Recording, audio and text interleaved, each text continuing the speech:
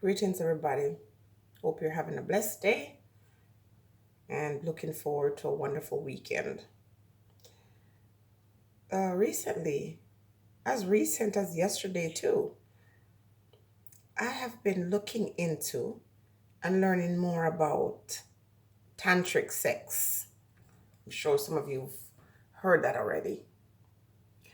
But someone introduced some new information about how sex, even though I understood that sex was this very powerful thing and that we really shouldn't just use sex for pleasure, but for producing, for creating a kind of power base that the mind can comprehend, and that it would take years of studying this kind of thing through experiential learning and research.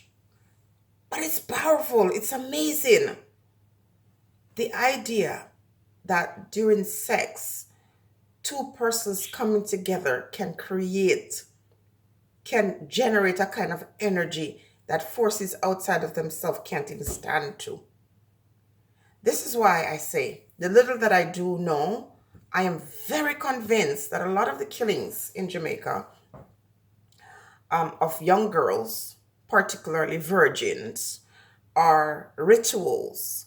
And the last child, the last 8-year-old girl that was murdered, they found a scapegoat and they said that man of mentally unsound mind killed her. When, if you have any sense, you know that there is no truth to that. I feel that little girl was definitely sacrificed. That was definitely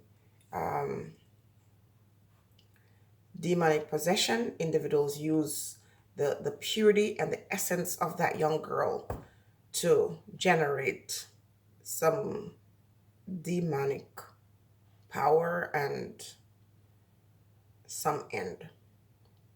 See, I can't give you time, place, who, but I can give you why and I can give you when. And so you're seeing more and more of this springing up in Jamaica. Listen, see, people are kicking out about Obia. And it's so disgusting when I see black people. See, when I see other folks talk crap about Obia, it really doesn't bother me at all.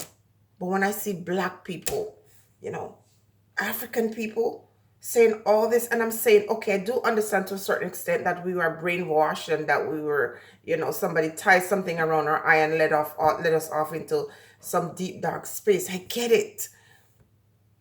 But I'm thinking to myself, there's a lot more of us who have education. And when I say education, people, I'm not being arrogant. I'm saying education in the sense that you're willing to go out and research, to question things. Education doesn't mean you have to be in a formal institution. Education means that you have the ability to question and to go in search of answers. That's what I mean, educated.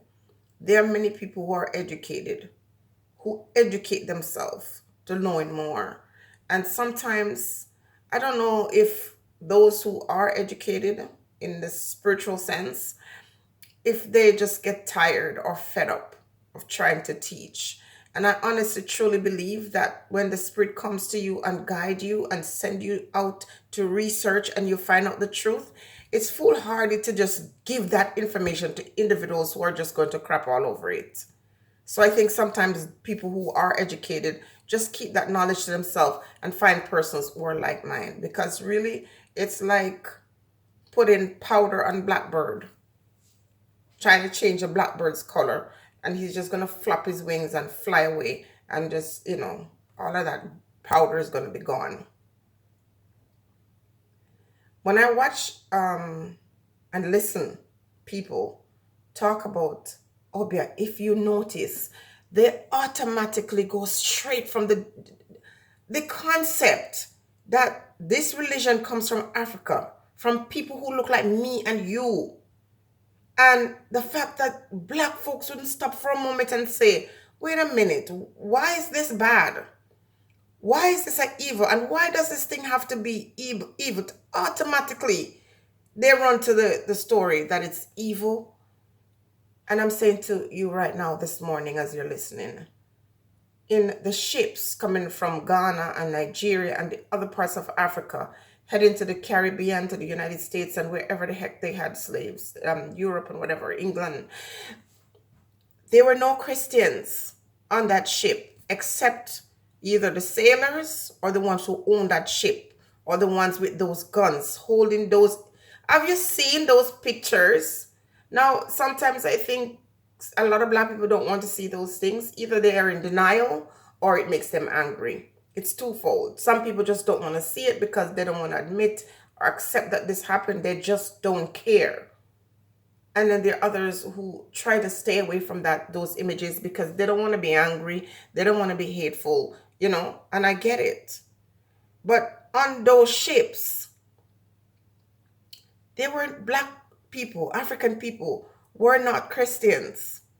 Okay? Christianity was introduced to them and beaten in them. And when we have these conversations, black folks don't want to hear it. They get very angry, very uptight, and they don't understand. It's not that I want to talk about these things all the time. I have got no choice because it's always shown. It's either in a movie, the Black History Month individuals who say that we're giving you this, we're giving you 1 month to be black and to recognize your humanity. These folks, when Black History Month comes, all they show is slavery. The schools, the different institution in academic circle is different. First of all, as a student, you get to decide what courses you take and what you subject yourself to. But in high school, you have got no choice and you've got to listen to their watered down version of the African history. Because it's always told through a perspective of individuals who sort of celebrate that. It's part of their history. Why should they not celebrate it?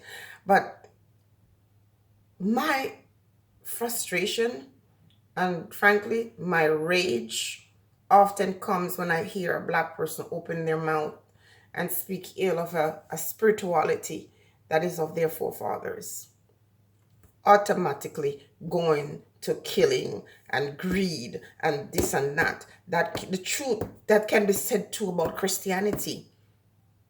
And let's talk about Christianity because the majority of the people from the Caribbean and so on are Christians. There are people who are part of Islam or whatever, but it's not so common.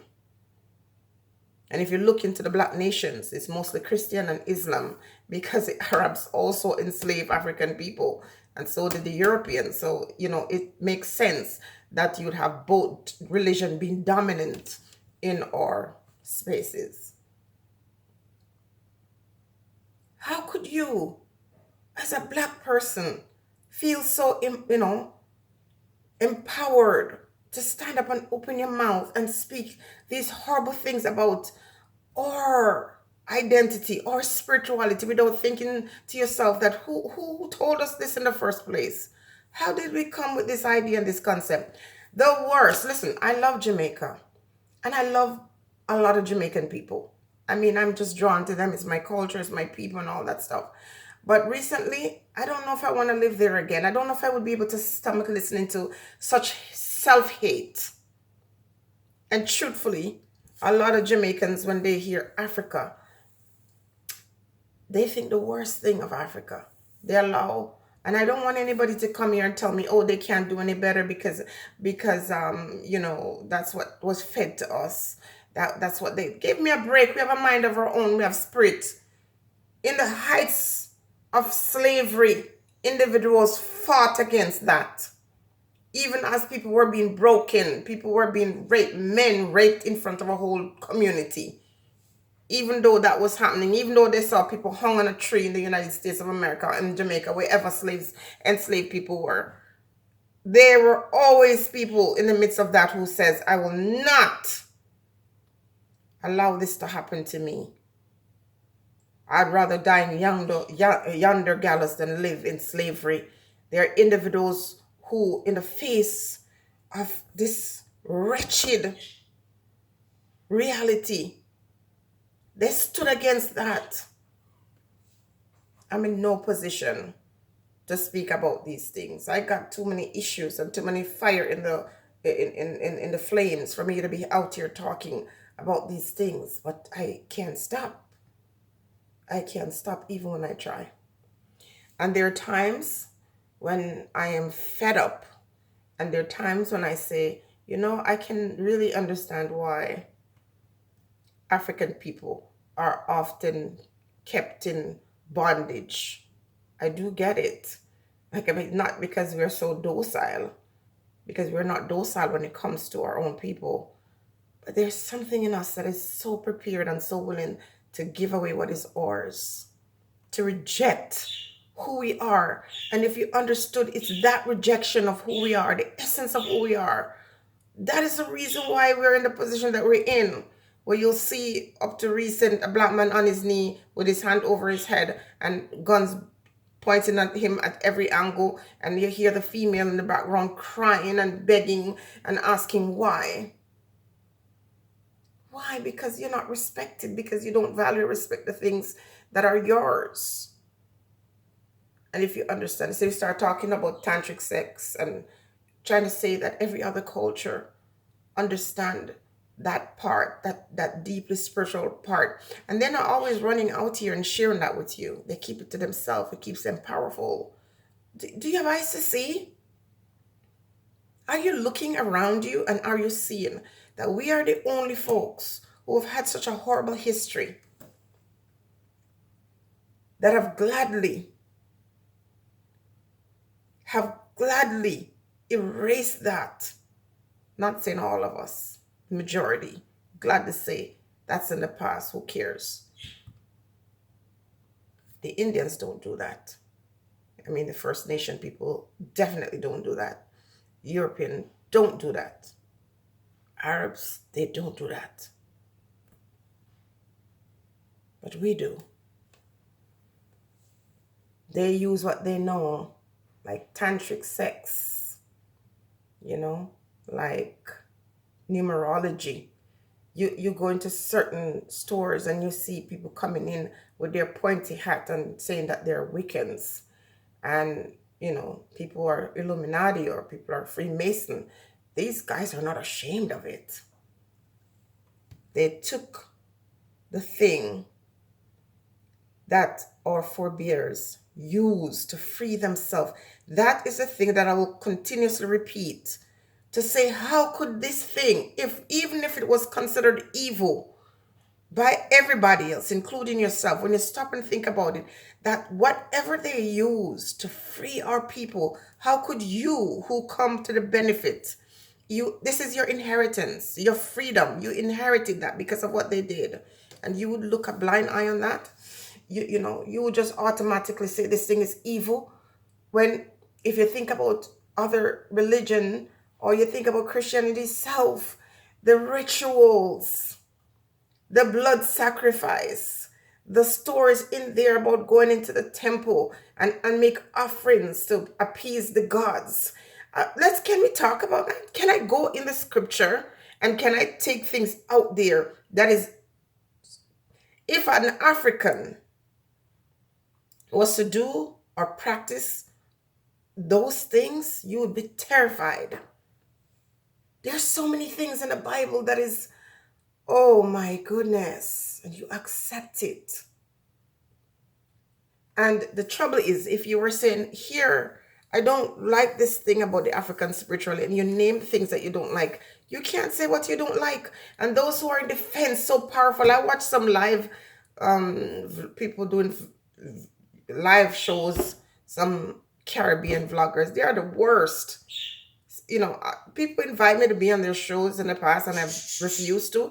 But I wish one of them would invite me on one of those shows and talk about Obia. Because when they open their mouth to speak, I just feel sick to my stomach. The ignorance is nauseating. Because you're going to fight against something, and the arguments that they use, they're so weak. I feel like calling some of their names today. It's so disgusting. And some of these people are schooled, still studying, but their ignorance is embarrassing.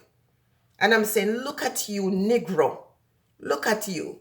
Look at what you're saying. You sound worse than the white man who demonized that which is yours. You sound worse than them, because they're saying, this is what it was. And they're traveling to the far and deepest parts of Africa and Jamaica to go learn this thing, to examine this thing, to use this thing. And you with your self-righteousness and your mighty whatever, and you're gonna say, oh well, everybody has a choice and you choose not to think. I'm not saying you should go work up, yeah. I'm not saying shut up. If you're gonna talk about something that you don't know, at least if you're gonna talk about it, know what you're talking about. Because you got no clue. And those who understand it and recognize what was done and why it was done in terms of us turning against what is ours, they're the ones who rule over your asses. They're the ones who rule you and control you. And when you look at them, they're like a bull pulling their foot behind them and steering you down, steering you in the face, pull it. And while you're there like a deer in a headlight, you don't know if you should go left, right, or center. They're coming at you, they're charging at you, and they're sure to destroy you because you refuse to respect yourself or your forebears. You refuse to acknowledge the sacrifices that they have done. You continue to use the same white man's theology, the one that he used against you and your people. It's disgusting. Listen, big up yourself, Haiti, and on the people of New Orleans and all these individuals who held on to that, who know it and who practice it. And in spite of everything and what anybody wants to say, they continue it. Respect to them. I don't care about you and your self-righteousness that hasn't worked for you. You have no power. And if you're a Christian and you understand the power that is harnessed, even from knowing that religion and those who are Christians that work with the Spirit, that truly work with the Spirit and is able to manifest, blessings to you. Because knowledge and truth can be found in every ideology. But when you're going to use that ideology and say that it's the only one that is superior and denounce what is yours, the black face, the black people, the ones you identify with, oh, it's so disgusting. It makes me, oh my goodness, my skin is on fire when I listen to the ignorance. They can never give you a good solid argument as to why this thing is bad. And that in itself bothers me because I'm thinking, okay, so you two, or you, this one person, you're supposed to be educated and you're ignorant. You sound dunce. The self-hatred is real. We really hate ourselves. And I'm not blaming white people for that. I'm not. See, all the time, there was a time in the past when they used to say your lips are too big and your nose is this and your ass is whatever, too much junk in your trunk. And you see all these white women and other women, including black women too, who didn't get too much of that, go and get it now. And you don't stop for a moment and say, okay, well, in the past they said that was ugly. In the past that wasn't good. And if they're doing it now, well, maybe they tried to lie to us. Maybe they lied to us, and this is why they said those things.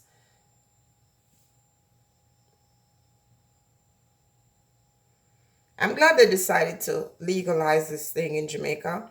Not glad that it makes a difference, because people who are sensible would never come out and declare that they're Obeah men or women. That would be dumb, because that in itself would be a trap. But I'm glad that at least the elites and those who are in positions of power are coming out to say, look how we tricked you. That's all that means, If anybody is in Jamaica and look at the situation and hear about this thing being legalized, the only thing they should be saying to themselves, oh, so the whole time you misled us.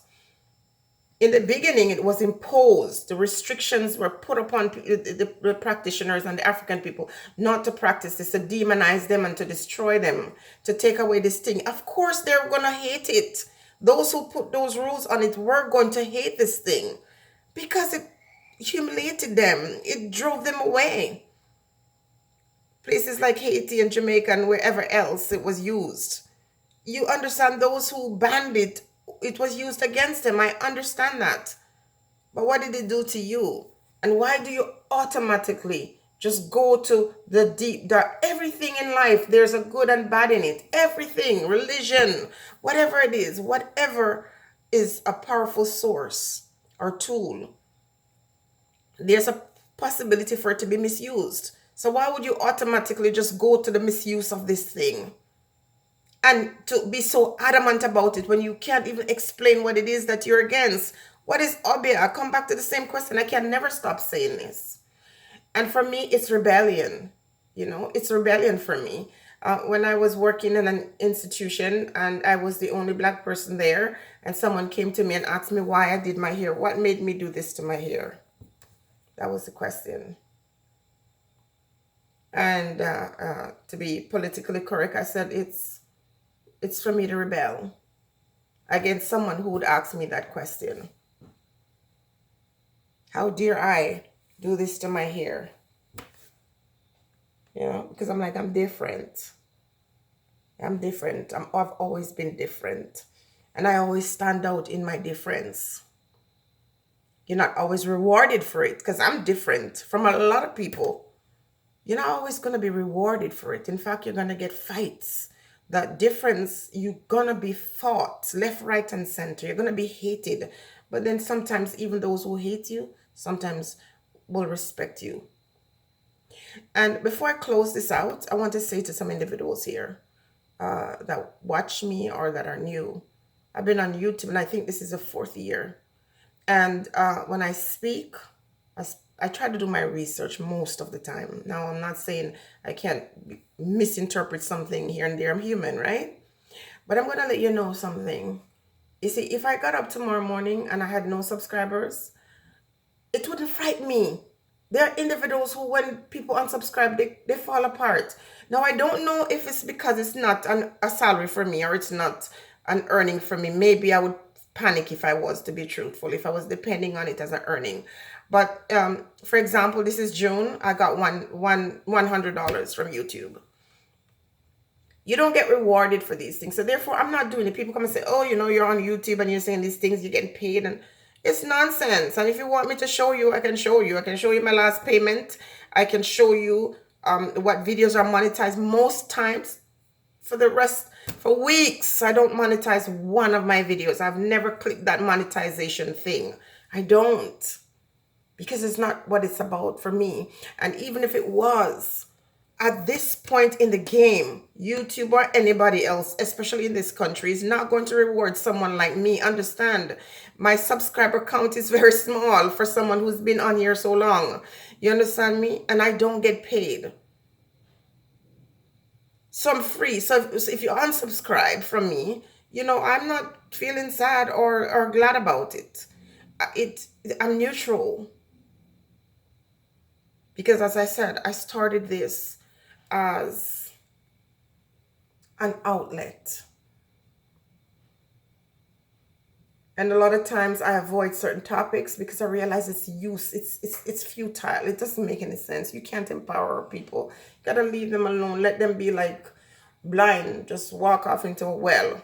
Those who fall down and learn and develop the ability to swim and save themselves. You just can't save them all. We can't save them all. You just have to try to save yourself. But I'm just sharing this. I'm bringing up the obvious story again to say, I'm not happy that they legalized it in Jamaica for the sake of people getting the opportunity to go and do whatever. I'm happy that they're doing it because it's a way to show that they lied. Just like how they lied in the Bible that to be gay was this terrible thing. And now you find out that that was put in there to teach enslaved people to be hateful, and so that they could further use it against you, because it is in the scripture that said that this thing is wrong and people were demonized for it and people were affected by it. And then it's changed now. It has changed now, but it still is in the Bible. And nobody's coming out to tell you that that stuff that was in there that God was against, that they're not telling you that was wrong or that was a lie. Or whatever, they're not telling you. And those of you who are homophobic, keep your mouth to yourself, because they said that they got rid of gay people in Sodom and Gomorrah, and gay people are still very much in the world. So that's lies. Most of that is lie. And every aspect of the scripture that tells you how man fall from grace and what God did to redeem them, and we still end up being slated for death. You're dying anyway, because that was a lie, and the truth about living and dying is not revealed in the text in that way.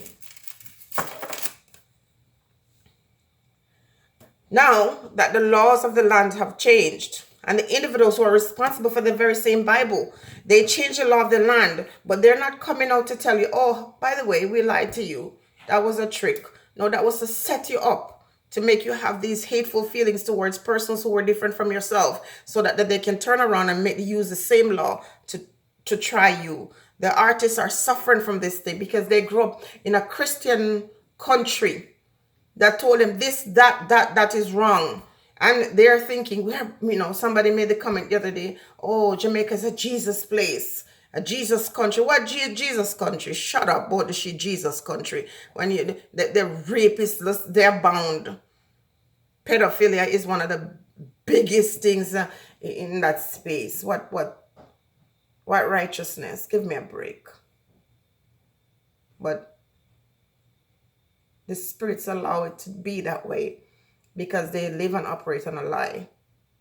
And the thing that is really supposed to empower them, to make them great as individuals and as a collective. A lot of people open their mouth and they speak with such fervor or fervency and such power, and they're so damn weak. Weak. If you understood the power that you carry within you and understand the forces that are around you that are there to teach you, if you knew who you were and loved yourself as an African person, you'd be shocked to see what you could do. I'm limited, and my limitation comes from not knowing, but I'm willing to learn, and trust me, I'm being taught every day. Stay blessed, everybody.